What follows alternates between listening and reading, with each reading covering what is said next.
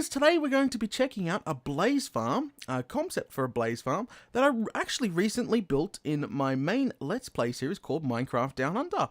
So I really just wanted to explain a little bit about it and sort of show it off because it's very resource friendly. Very, very resource friendly. It takes pretty much almost nothing to build. It's very simple. So I'm going to be running over it and explaining how it all works today in this video. To my subscribers that did watch me build it, I have worked out all the kinks and bugs in the design to fix the minecart getting jammed, alright? Okay, so let's go ahead and get started, shall we? Alright, so here we go. So we got the spawning platform here, just sort of built on an angle. And what's actually happening is the minecart's just running up and down like a U shape. There you go, it's like a giant horseshoe almost, going up and down. What will actually happen is the blazes will spawn and the minecart will pick them up. And then as it comes down, it will run over a powered activator rail, which will actually eject the mob out onto an air block. And they will pretty much fall down the tube, going all the way down here, down to a kill point. So down here you can either punch them or have a crusher or something to kill them, or use it as an XP farm, whatever, kill those blazes. So you're probably asking, hey Data, why the hell do you take them, you know, that far away? It's because, if you did not know, in 1.8, the blazes have got a new sort of AI system, right? Okay, so let me explain. So if we were standing here, and we had the kill area here, nice and close, right? Fantastic. But if we had the kill area here, and we have a bunch of blazes in here, and we had blazes up there spawning left, right, and center, crikey. And you punched one of these blazes right here, you know what would actually happen? They would aggro all the blazes in the room up here. And what actually happens then is the blazes will actually float to the roof and start shooting down at the ground. For some reason they will target you through the wall in the new 1.8 AI changes and start shooting. So they'll light the floor up on fire and they'll be attacking each other. It'll cause a mess, okay? So to stop that actually happening, that is quite easy. I just moved the blazes more than 16 blocks away. And what that will cause is you can kill them all down here without affecting any upstairs, okay? Quite an easy fix there, but you will have to stand on this platform for the blaze spawner to be activated and continuously to spawn brand new blazes to go down. So you would have a ladder on the side here going down, and that's how you kill them. But very, very simple concept. Yeah, and very simple to build as well. You're probably wanting me to run this thing, so let me go switch it off peaceful. I had it on peaceful because, you know, as you guys know, blazes are bloomin' loud. So let's go switch it off, get it switched over to nighttime because spawners don't seem to like to work during the daytime. But they, as you can see, they're getting picked up and dropped off, picked up, dropped off, and that will just continuously do that. You can stand right here on the platform, and this is where you would get the most efficiency, and they would just build up. It will take a little while before you get a bunch. It's not the quickest farm, I must admit. It's not the quickest farm, but it still works, and it works well, very, very well. See, we've got like, what, 5 in there already? That's pretty good. That is pretty good. And, yeah, spawner's nice and activated, and, yeah, we'll just sit here and gather more and more and more up. But as I said, you would not put the killing area here. That would be a big, big, big no-no. And, alright, let's get away from these guys because they're a little bit loud, so I do apologize. But, as you can see, working very well. Got a bunch of blazes down here already, more on their way down. Fantastic. See? Look, it's pumping out. That's fantastic. Love it when farms just work. Alright, so let's go ahead and turn that off now, real quick. Just because it's getting really loud and I don't want to spoil it too much there. Set it back to daytime so everybody can see. Okay, so one of the ways you have to build this, because people are probably running out and I'm going to build this and all this other stuff. Guys, please remember, this farm is facing south. That is south, okay? Make sure when building this farm, face it south, because reason why, that air block where the blazes down here, this air block right here, where the blazes get ejected, will not be a valid ejection point if it's facing a different way. And I'm going to prove that right now. I'll show you exactly what happens if you do not build all this facing south. I've got a replica over there built, ready to go, facing a complete different way, or no way. So here we are, complete same replica here.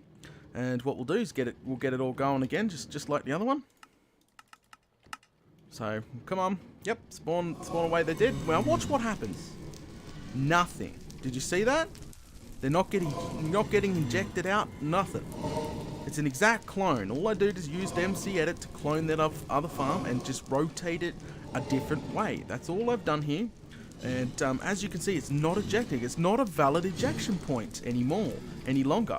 Now, if we put a block here, so you could trick the system. You could put a sticky piston here that extends and does all that good stuff. So watch here. Watch this. When I put a block down, that will become a valid ejection point now. So new blazes will be able to be picked up and dropped off there. So it's technically it still does work. You'll just have to have a piston that pretty much takes this block away at some point in time, so it does drop them down. But that's extra work, that's extra resources. So just make sure it's facing south, and you won't have this crazy problem of nothing getting ejected out. You've built it the wrong way if you're not managed to get these guys ejecting out. All right, so let's go ahead and turn that off. Just sort of wanted to point that out because you're going to get a lot of those scrubs that build this thing facing the wrong direction. Data, they don't eject out, blah, blah, blah, blah. That's because you built it wrong, mate. Yeah. All right, so we're back over here on the right-facing one. Okay, so this last part is sort of towards my subscribers, the guys that have watched the Minecraft Down Under. Now, I'll leave an annotation somewhere on the screen right now, so you can go ahead and click that if you want to watch me build this in survival. So it's sort of like a tutorial at the same time. Build it in survival and all that good stuff. I'll leave a link in the description as well, so you can also just sort of go check that out if you want. Alright, so this is for my subscribers that do watch Minecraft Down Under. Okay, so I did actually have a bug in the system, right? The minecart actually gets stuck. Now, why does it get stuck? I had to work that out. Now, it turns out if you have more than 2 flat tracks, it literally comes to a stop after an hour. I couldn't believe it. It was getting annoying, so I had to come up with a solution. So the solution was, all you have to do is make sure that there is plenty of corners and plenty of ups and downs. No flat tracks. Try less flat tracks as possible. It will not get stuck. So I did actually run this design here with these flat tracks as possible all night long. I put myself there. I built myself a little square box, put myself in game mode 0, which is survival, and I pretty much let it run all night. I had a cactus at the bottom killing the dropped off blazes, and I ran it all night long. Guess what? I come back the next day and blazes were still getting killed by cactuses. The minecart was still working, so I'm pretty confident that I've worked out the kink with the minecart getting stuck. Now, I'll sort of show you a little bit what it used to be like. Let's stop this farm. There you go. Stop. So I used to have plenty of flat track, which is not good. So I used to have it like that. I also used to have it built in here like this, sort of going like that. And this is the way I used to have it in my survival world. And I sort of told my fans, like, hey, you know, we've got to work out the kinks. This is a great farm. But eventually, the activator routers in here like normal, and that's in there like that. And yeah, that's how it used to be set up. And they used to eject out. This used to be one block out.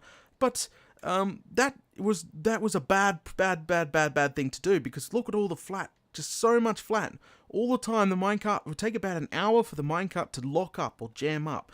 So all I did was just gave it plenty of curvage and ups and downs, okay? That is it. That was so easy to do. So I built it one closer. I put in hops, up, corners, down. There we go. So that's all I did, and literally ran it all night without being stuck, which is fantastic. And that fixed the problem of the farm. When you're watching my survival series, you'll notice that. We changed it over, eventually changed it over, fixed the problem.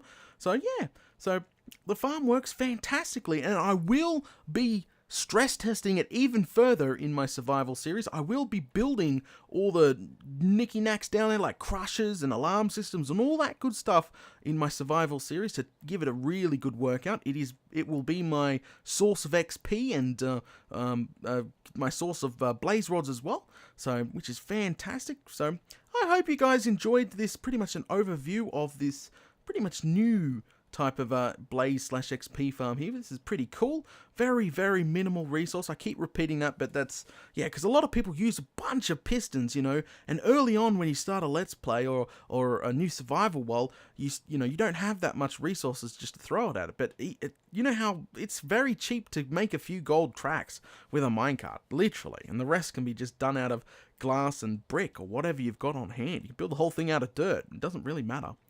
Alright guys, thanks for watching this video, and if you've got any comments or any questions, feel free to ask it below and I'll try answer it. I know there's going to be a metric butt ton of them, probably, so yeah, go ahead and put it below in the comments, and check the description for any links. All the links are in the description, and I'll catch you all later.